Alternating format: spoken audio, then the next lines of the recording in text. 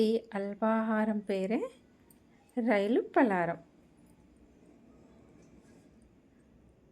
కప్పుల బియ్యపిండి, కొద్దిగంత సాల్ట్, కాచి చల్లార్చిన ఆయిల్ ఒక చిన్న కప్ అంతా. ఇలా కలుపుకున్న పిండిలో వాటర్ వేసి చపాతీ ముద్దలా తడుపుకోవాలి.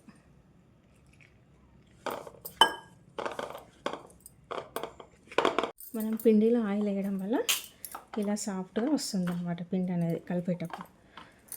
ఇంకా కొన్ని వాటర్ వేసుకొని చపాతీ ముద్దలా కలుపుకోవాలి పిండిని. ఇది బియ్యం పిండి అండి.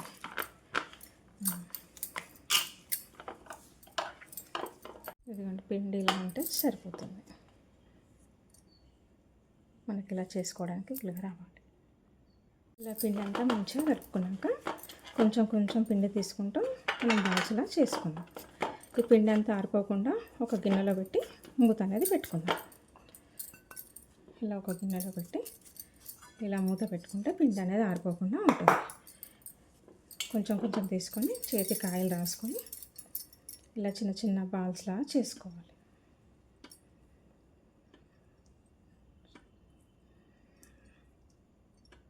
ఇలా మనకు కావాల్సిన సైజులో మొత్తం పిండి అంతా చేసుకోవాలి.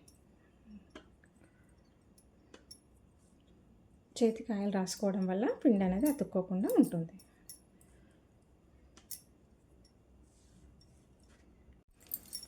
ఇలా పిండికి ఆయిల్ అద్దుకోవడం వల్ల ఒకదానికొకటి అనేది అతుక్కోకుండా ఉంటాయన్నమాట. మనం ఉడికించుకునేటప్పుడు కూడా విడివిడిగా పొడి పొడిలా వస్తాయి ఈ బాల్స్ అనేది. లేదంటే ఒకదానికొకటి అతుక్కుంటాయి ఆయిల్ రాసుకోకపోతే. అందుకని మధ్య మధ్య కొంచెం కొంచెం ఆయిల్ ఇలా రాసుకుంటూ ఇలా చేసుకోవాలి రౌండ్గా.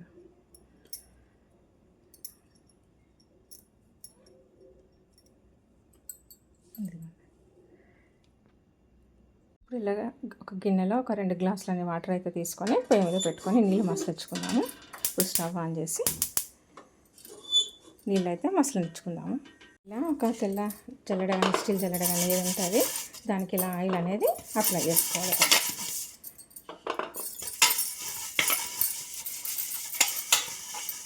ఇలా ఆయిల్ అనేది అప్లై చేస్తాం. మనం ఇప్పుడు ఈ గుళ్ళకి అనేది ఆయిల్ అప్లై చేసుకున్నాం కదా, మనం చేసుకున్న ఈ రైలు పలారం బాల్స్ అనేదాన్ని ఇందులో వేసుకొని ఉడికించుకుందాం.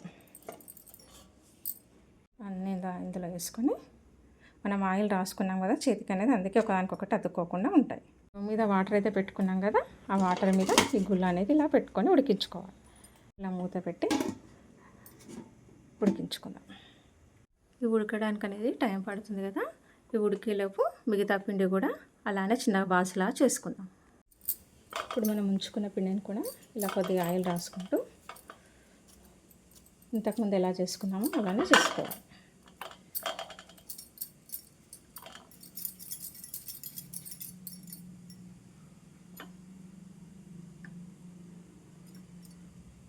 ఇలా ఆయిల్ రాసుకోవడం వల్ల పిండి అనేది ఆరిపోకుండా ఉంటుంది, ఒకదానికొకటి అతుక్కోకుండా కూడా ఉంటాయి.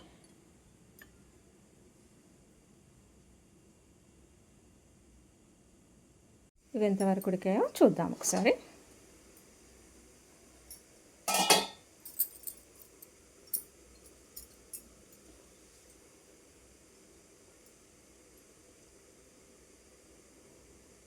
ఉడికిపోయాయి. మనం పిండిలో ఆయిల్ వేయడం వల్ల చేతికి ఆయిల్ రాసుకోవడం వల్ల చూడు ఒకదానికొకటి అతుక్కోకుండా ఇలా విడివిడిగా వస్తుంది. మనం ఆయిల్ రాసుకోవడం వల్ల ఇలా విడివిడిగా అనేది వస్తాయి, అతుక్కోకుండా ఒకదానికొకటి. ఇంకొక నిమిషం నుంచి తీసేద్దాం.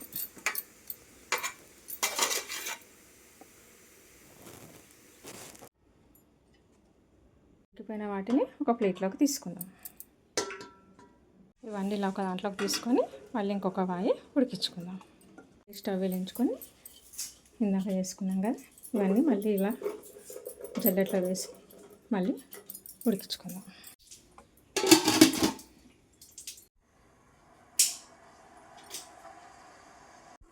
ఇలా మంటను మీడియం ఫ్లేమ్లో పెట్టి ఉడికించుకోవాలి.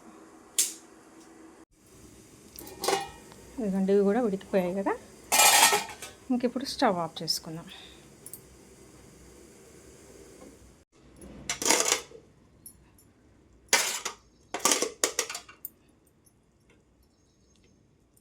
ఇప్పుడు మనం ఉడికించుకునేవన్నీ ఇలా ఒక దాంట్లోకి తీసుకుందాం.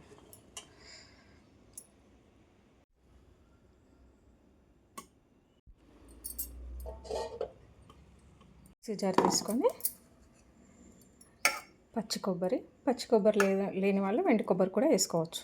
ఒక 2 గంటల ముందు నానబెట్టుకున్న శనగపప్పు, రుచికి సరిపడా పచ్చిమిర్చి, ఆనియన్ రుచికి సరిపడా. ఇప్పుడు కొత్తిమీర సన్నగా ఉన్న కాడలతోటి శుభ్రంగా కడుక్కొని వేసుకోవాలి. అన్నిటినీ సన్నం కాకుండా కొద్దిగా బరకగా మిక్సీ పట్టుకుందాం. కొద్దిగంత సాల్ట్.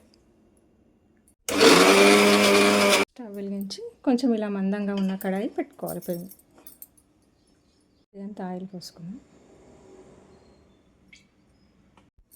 కొద్దిగంత జీలకర్ర, ఆవాలు కొద్దిగా, ఒక 2 రెమ్మల కరివేపాకు.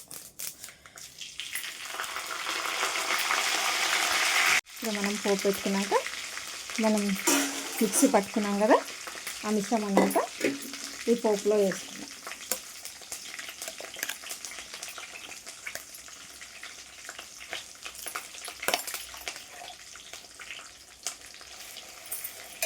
మొత్తం అంతా అందులో వేసుకొని మంచిగా వేగనివ్వాలి అడగంటకుండా. ఇప్పుడు మనం ఈ పేస్ట్ మొత్తం పొడి అయ్యేంత వరకు వేపుకోవాలి. మాడనివ్వకుండా, అడగంటనివ్వకుండా మంట సిమ్లో ఉంచి పొడి అయ్యేంత వరకు వేయించుకోవాలి.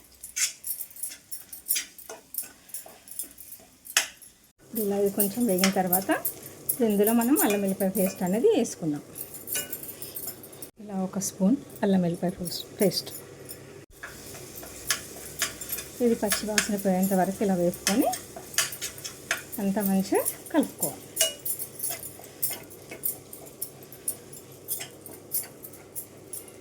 మనం మిక్సీ పట్టుకునేటప్పుడు పచ్చిమిర్చి వేసుకున్నాం కదా, కొంచెం కారం పొడి అనేది చూసుకొని వేసుకోవాలి రుచికి సరిపడా. కొద్దిగంత సాల్ట్. ఒకసారి మంచిగా కలుపుకోవాలి అంతా కలిసేంత వరకు.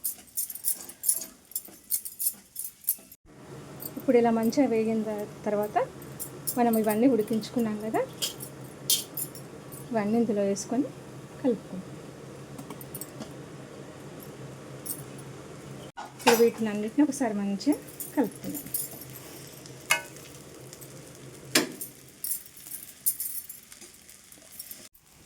ఎంతో టేస్టీ రాయల పలారం రెడీ. మనం పిండి ఉప్పేటప్పుడు ఆయిల్ వేసుకున్నాం కదా, ఇలా పొడిలాడుతూ ఇలా వస్తాయి ఒకదానికొకటి అతుక్కోకుండా.